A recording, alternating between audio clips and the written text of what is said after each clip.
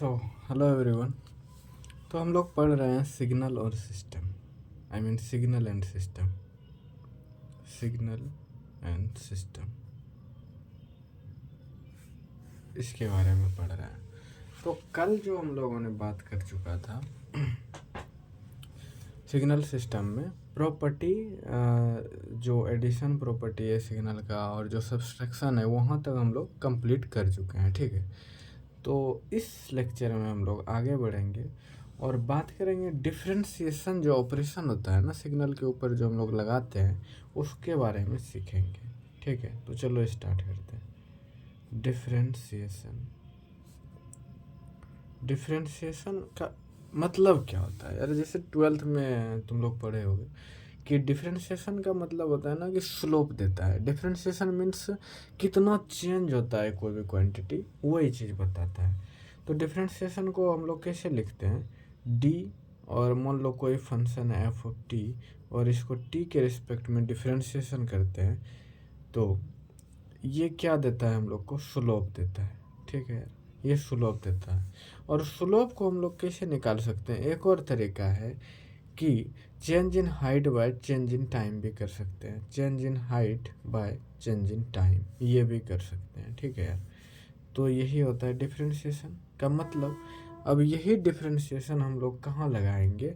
Signal के ऊपर लगाएंगे और उसका डिफरेंशिएशन करके जो सिग्नल होगा वो हम लोग लिखेंगे। तो चलो यार एक एग्जांपल लेते हैं फटाफट। और चलो ये सिग्नल हम ले रहे हैं यहाँ पे एक ऐसे करके।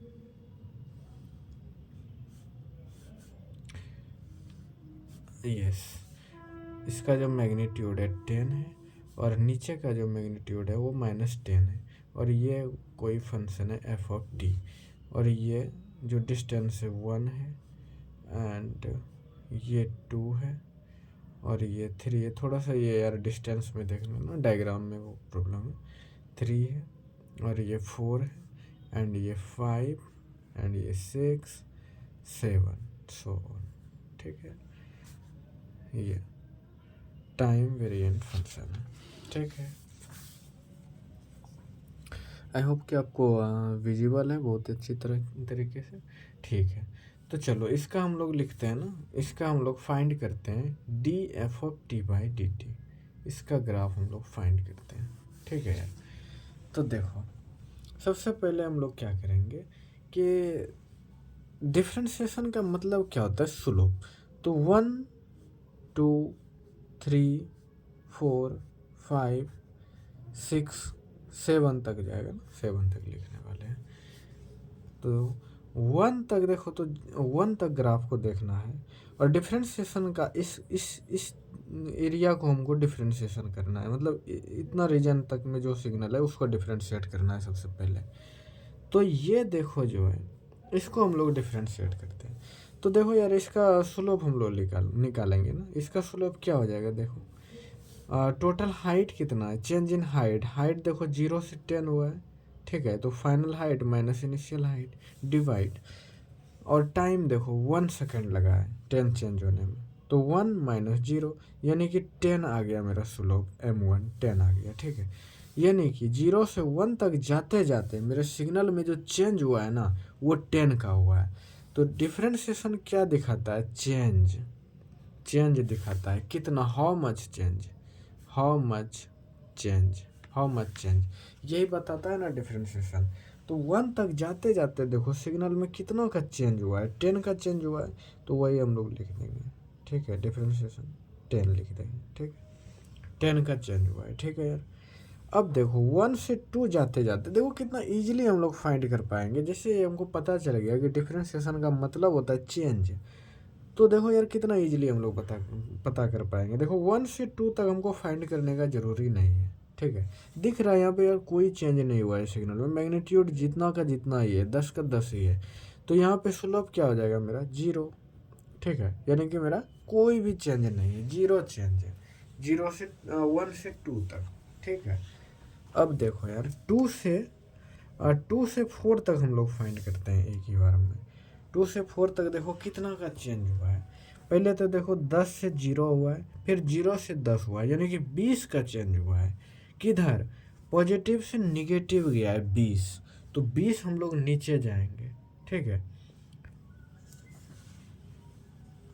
ओके, तो चलो यार वो फाइंड कर लेते हैं एक बार हम लोग स्लोप मेथड से, ठीक है। m2 देख लेते हैं, इसका m2 लिख देते हैं ना। इसका फाइनल स्लोप कितना है -10, और इनिशियली कितना है -10 डिवाइड। हाँ, ये भी देखना है ना कितना टाइम में ये चेंज हुआ है। देखो तो अभी हम लोग वहाँ पे 20 चेंज हो रहा था, बट टाइम देखो कितना लग रहा है इसको चेंज होने में। देखो तो 4 फाइनल टाइम है ना, और इनिशियल टाइम कितना है 2, यानी कि -20/2, ठीक है। तो कितना का चेंज हुआ देखो तो 10 का चेंज हुआ है, ठीक है। तो 10 नीचे जाएगा निगेटिव में ना, 10 नीचे जाएगा कहाँ तक, 4 तक, 2 से 4 तक। तो ये कितना हो गया -10। फिर देखो यार यहाँ पे कोई चेंज नहीं है सिग्नल में, कहाँ से कहाँ तक, 4 से 5 तक कोई चेंज नहीं है। उसके बाद देखो फिर चेंज आया है, 1 और 2 यूनिट टाइम में फिर से कितना हो गया -10 से 10 चला गया। इसका मतलब फिर से 10 का चेंज आया है ना, 10 का, ठीक है। इसका स्लोप निकाल करके एक बार देख लेना। और एक मेथड है कि इसका एक क्वेश्चन लिख के हम लोग टाइम से डिफ्रेंशिएट कर देंगे। तो देखो यार इसका इक्वेशन क्या हो जाएगा, देखो तो 10t हो जाएगा क्या, देखो तो 1 पे 10 हो जाएगा और 0 पे 0 हो जाएगा। तो इक्वेशन क्या आया 10t इसका लिख रहे हैं ना, 10t है, इसका डिफ्रेंशिएट करेंगे टाइम के रिस्पेक्ट में, तो ये क्या हो जाएगा 10 ही हो जाएगा ना, यही तो हो गया स्लोप m1। तो इस तरह से हम लोग इक्वेशन लिख करके भी डेरिवेटिव उसका ले सकते हैं। तो आई होप कि आपको ये पूरा का पूरा एकदम कन्फ्यूजन नहीं रहा होगा थोड़ा सा भी, ठीक है। और ये इम्पोर्टेंट है यार, इसको थोड़ा सा ध्यान में रखना कि डिफ्रेंशिएशन का मतलब जो यहाँ पे है कि सिग्नल में कितना चेंज हो रहा है, ठीक है यार। अब क्या करते हैं, एक और एग्जांपल लेते हैं ना, ठीक है, जो थोड़ा सा एक इम्पॉर्टेंट है। इम्पल्स सिग्नल का इसमें हमको देखने के लिए मिलेगा। अभी तो पढ़े नहीं है impulse signal, but I hope कि आपको इतना तो पता होगा इम्पल्स सिग्नल के बारे में, ठीक है। चलो एक और एग्जांपल लेते हैं। ये मान लेते हैं कोई सिग्नल है ऐसे करके, ये, और यहाँ पे दिया हुआ है टाइम एक्सिस पे 1 2 3 ऐसे करके ना 4, इस तरह से टाइम वेरिएंट, ठीक है, f(t). अब ये है 10 और ये है -10, ठीक है। अब इसका हमको फाइंड करना है, ये df(t/dt), ये हमको निकालना है। अब क्या करें भाई, अब देखो चलो प्लॉट कर देते हैं, 1 2 3 4, 0 से 1 तक देखते हैं भाई सिग्नल में कितना का चेंज है। देखो तो चेंज तो कितना का है, 0 से 1 तक देखा जाए तो सबसे पहले हम लोग 0 पे देखते हैं ना, यहाँ पे 0 पे देखते हैं, क्योंकि ये जो सिग्नल है वो यहाँ पे जंप किया हुआ है, इसे 0 पे पहले देखते हैं ना, 0 से देखते हैं, क्योंकि 0 पे तो वहाँ पे 0 था, यहाँ 0 नहीं है, ठीक है। यहाँ पे देखो 0 पे 0 था, ठीक है यार। तो हम लोग 0 पे देखते हैं सबसे पहले। तो यहाँ पे क्या हो रहा है देखो तो 0 पे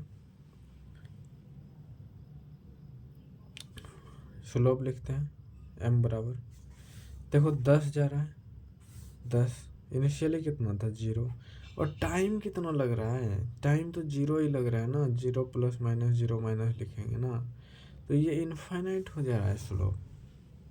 तो अचानक चेंज हो रहा है 0 से 10, एकदम 0 टाइम में चेंज हो रहा है। 0 टाइम में जो सिग्नल चेंज हो रहा है वो 10 चेंज हो रहा है। तो इसका मतलब है कि स्लोप इनफाइनाइट हो गया अचानक, पूरा 90 डिग्री, है ना, उसी को बोलते हैं ना स्लोप इनफाइनाइट।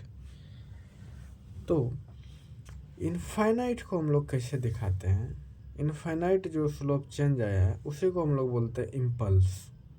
तो 10 जो चेंज हुआ है ना उसको इम्पल्स बोलेंगे, और ये 10 लिखेंगे यहाँ पे, ये क्या है, ये एरिया है, ठीक है, इस सिग्नल का एरिया है। देखो तो 10 मल्टीप्लाई 1, ये एरिया है, ठीक है। अब 1 पे देखते हैं, 1 पे क्या हुआ है, देखो तो 10 से -10 चला गया, कितना का चेंज हुआ है, एकदम इंस्टेंट टाइम में 20 का चेंज हो गया है। 10 ऊपर 10 नीचे, 20 चेंज हो गया है, तो 20 जाएगा नीचे इम्पल्स में, और ये -20 ये एरिया है, ठीक है यार, ठीक है।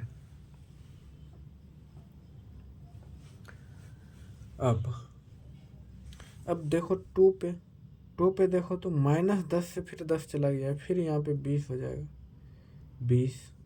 फिर 3 पे देखो 10 से -10, फिर ये -20, तो इस तरह से मेरा चलेगा, ठीक है। मैं यही समझाना चाह रहा था कि इसको डेरिवेटिव कैसे लेते हैं इसका, ठीक है यार। तो चलो आगे चलते हैं ना।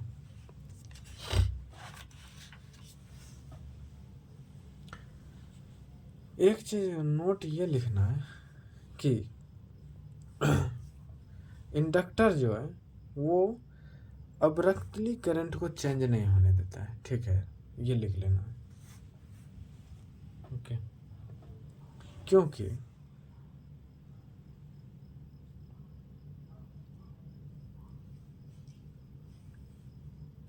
V बराबर क्या होता है, मान लो कि हम कोई इंडक्टर लेते हैं ऐसे करके, ये इंडक्टर है आपके पास और ये वोल्टेज, ठीक है, तो ये VT है और ये L है, इधर I ऑफ टी करंट।